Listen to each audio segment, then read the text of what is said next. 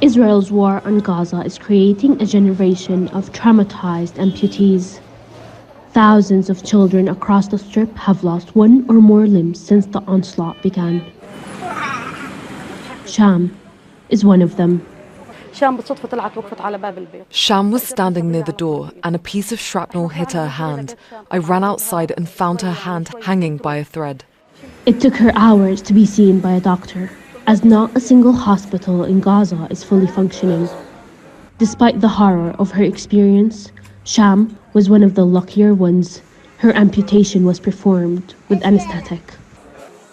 Many other children must endure having limbs amputated without pain relief. The situation's way beyond the medical staff's control, given the substantial number of injuries and the lack of medical equipment and resources that are required to deal with these cases.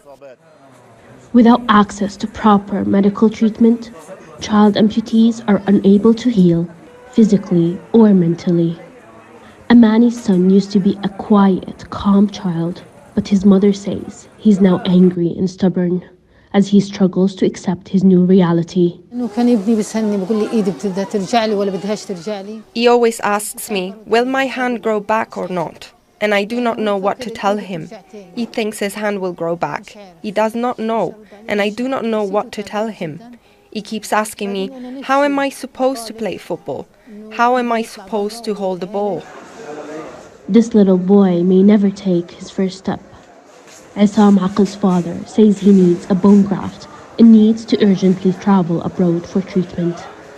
But medical evacuations have stopped since Israel took control of the Rafah crossing early in May. He has not seen anything yet.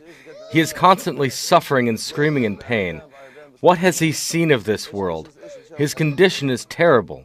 I ask that my son be allowed to travel abroad and receive treatment, or he will lose his foot. Doctors Without Borders has warned that amputees in Gaza are at a risk of fatal complications because of lack of proper medical treatment. Child amputees need specialized care because their bones are still growing. Care Palestinian children are being denied. Hind Al Khudari, Al Jazeera, Deir al Balah, Gaza, Palestine.